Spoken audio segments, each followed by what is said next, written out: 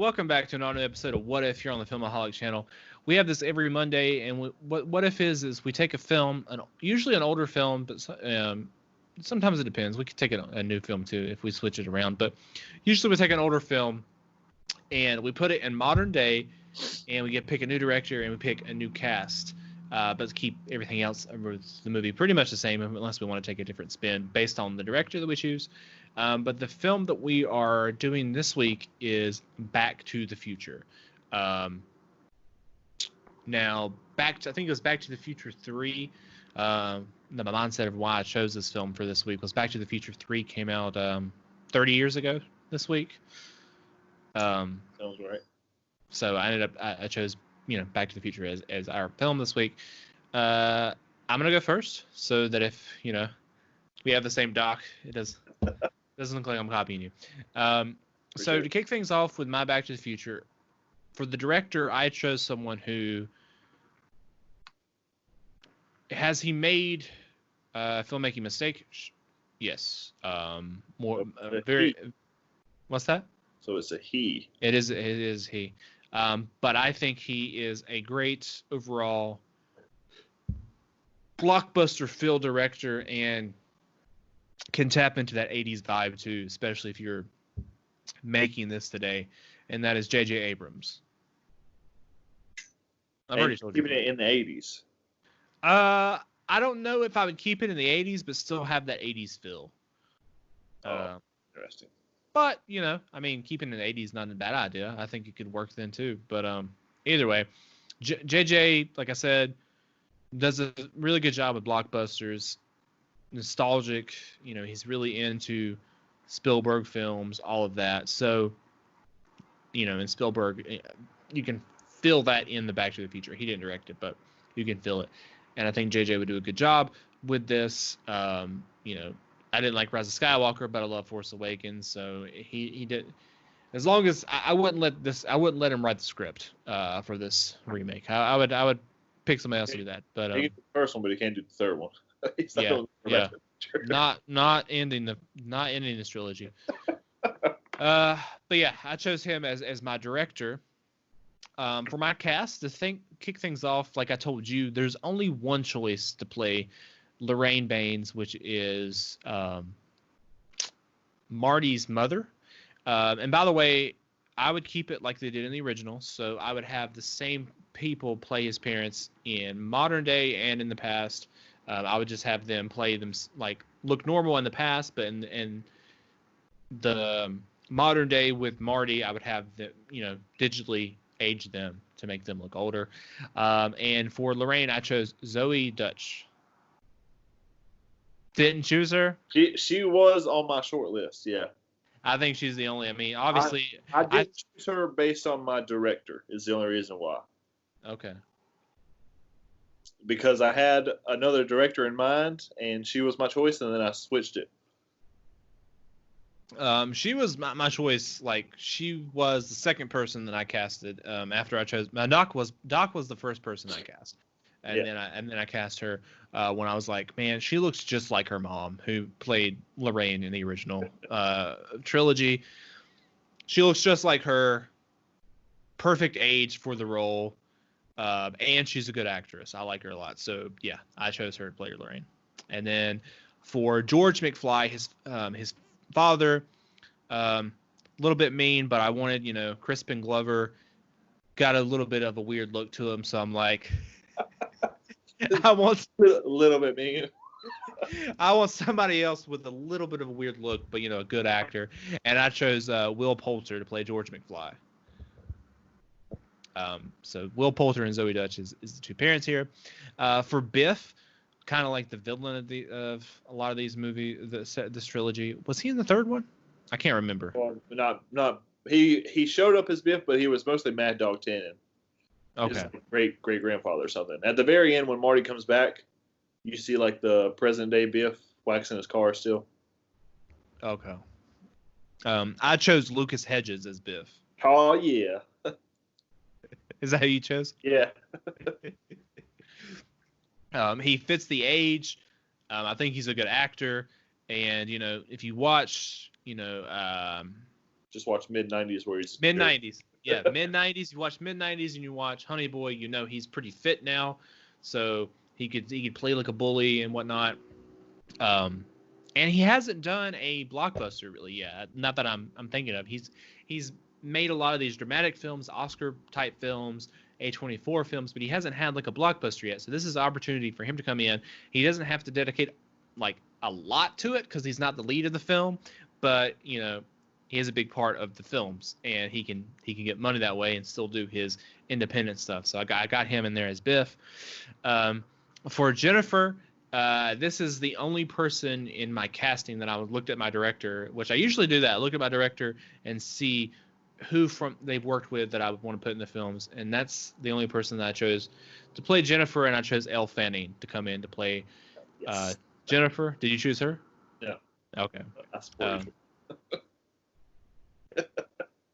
She, of course, worked with Abrams on Super 8, so I'm bringing her back to work with him again. She will be playing in all 3 films. We're not switching her in the sequel. Recast. And then we get to the top. We get to the 2 leads of the film here with Marty and Doc. So I'm going to go with Marty first. With Marty McFly, my lead of my film, this is the third person I cast, and it was a pretty easy choice, and it was so easy that I kind of didn't want to cast him. I kind of wanted to go with like somebody else, and then I kept looking, and I'm like, I don't know, I'm gonna cast him anyway. I think it's a good fit, and that's Tom Holland, as Marty McFly. What's up? Very on the nose for casting, especially since like he was in talks for the remake anyway. They're remaking Back to the Future? They were in talks. I don't know if they will. Well, he was the one that they talked to first. I didn't read anything about that, but it makes sense. It fits. You know, and it works.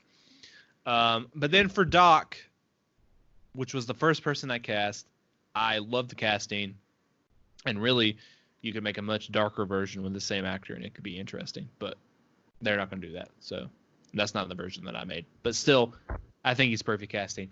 That's Willem Dafoe. Not my Doc. Not your Doc? Not my Doc.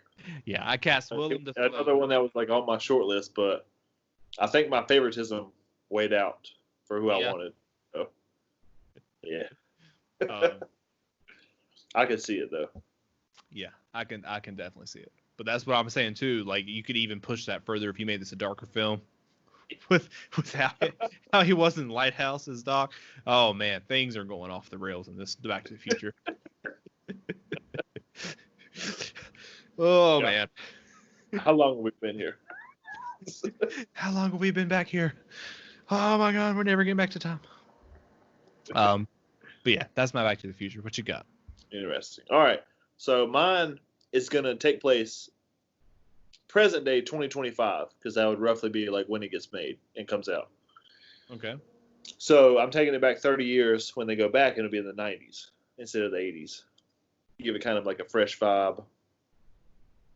That way it still has like the same kind of story, but like you get a fresh take when you go back, see what you get. Instead of like 1955, you get 95 for 30 years back. Okay. And for my director, it's not going to be as big of a movie. Like I want it to focus more on the characters instead of it being like a blockbuster. So I went with more of a coming of age director because that's basically what the story could be. And I got Kelly Fremont Craig directing this. Yeah. You know she's got the capabilities. I'd watch it. But as a studio, they're not greenlighting this movie. They are going to greenlight. With your pitch just then, they're like, so you got Back to the Future, and you want to make it an indie film? Not an indie. It was like she's a bigger name now because by the time this comes out, you've already had Edge of 17, and then she's working on her other movie. Okay, we'll see. So she'll be a bigger name. And then, like I say, this will still be obviously like a big property because it is. I don't think you did this, but you should just change the gender and have Haley Steinfeld play Marty. I was going to do that. That was my first choice. But then I watched the movie, and it would be super creepy for her dad character, like when they get to the car and stuff. Like that's not getting played out on screen. That's not happening. But why is that more creepy than the mother-son one, though? No, that's not. No, I'm talking about like with Biff, like getting played out. You know what I mean? Like because it would be if you keep the same script. It's back in the '80s. You had, Marty and then his mom, but then Biff comes up and tries to take advantage of her. That's when George comes in. But if you switched it, like it would be her dad, and then you would have like a female like coming in trying to take advantage of her dad. Yeah. I can't see it. Other than that, yeah, that was my original first choice. Haley Steinfeld was happening. But Haley Steinfeld is my Lorraine. I kept her. At first, I had Zoe Dutch because I had Richard Linklater directing it. But then I can see, even if you weren't gonna have her as Marty, I could see Haley more as Jennifer. No, because I want her to be she's a bigger name, so she's gonna be the bigger character. Okay. Make your own movie, man. Haley Steinfeld's my Lorraine. Haley Lou Richardson is my Jennifer. Because they both work with Kelly Fremont Craig. Like I say, the only reason, like Haley Steinfeld is the bigger name, so she's obviously going to get the bigger role in this movie. Other than it being a favor, I can't see her coming in for like 2 scenes. She has a bigger role in the sequel, doesn't she? It's been a while since I watched it. Not really, honestly. I thought she did. Not really. I mean, she's at the beginning, then they she gets knocked out, and then they take her home, and she wakes up and then she gets passed out again. So not. Oh, sick. Not really. Well, I mean, you could change it too. I mean, this is your version, so you could make her have more to do in the film than pass out. But yeah, overall, that's what they knock her out. Then the cops pick her up while they think she's drunk, take her home, and then she sees her future self, and then they both pass out. So no, she doesn't really have a huge role. So that's why I kept Haley Lou Richardson. My George McFly, switching it up a little bit, I went with. He's not older, I guess. Like he's not like 40. I think he's late 20s, but he doesn't look that old. And I went with Lakeith Stanfield for George McFly. Curious who your Marty is now. Yeah. Like I say, Biff Tannen, we both had Lucas Hedges. Easy to cast. When I was watching the movie, I was like, I just watched mid-90s. I was like, you got the look. You're a big name kind of for especially this kind of movie we're going to make. Yeah, you're going to sign on board and you'll like it.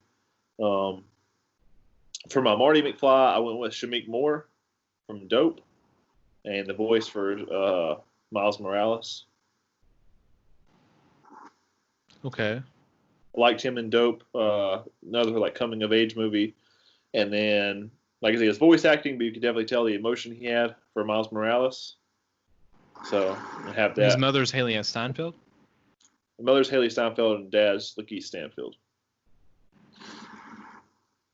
Okay. And finally, my Doc Brown, Willem Dafoe, like I said, on my short list. But my favoritism played out, and I ended up casting Sam Rockwell. That's Doc Brown. Yeah. Definitely don't have. I want to see. Oh man, is that playing back? It's back, dude. It's back. You must have said something else. It's a different one though. It makes a different sound than the last one. Yeah, they upgraded. Yeah, I like to see like Sam Rockwell in this like quirky role. You have like a little bit of Three Billboards, then like you got the Laggies and the Way Back. Well, that reminds me, I think a better casting choice, and I love Sam Rockwell. But Woody Harrelson probably be a really good Mr. Strickland, he was coming in for the cameo. But you were okay. I don't have him. And plus, he already worked with her too, and you didn't put him in there as Doc. That's who she would cast. I don't know. I mean, maybe, but I got him as Mr. Strickland because Mr. Strickland's like, has he always been bald? And it's like, Woody Harrelson.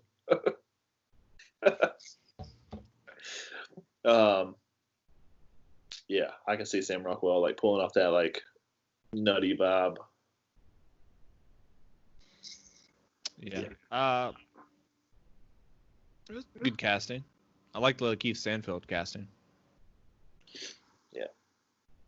But if it was Richard Linklater I'd kept, it'd been a different movie. Yeah, bad movie. Just kidding. Okay, JJ.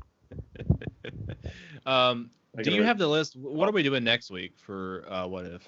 I don't know. I don't know either. Because this week was supposed to be Die Hard. It originally was Die Hard, but then I was looking at it and I was like, why did I choose Die Hard for this week? And I think it was something to do. I think the reason I chose Die Hard like 30th anniversary or.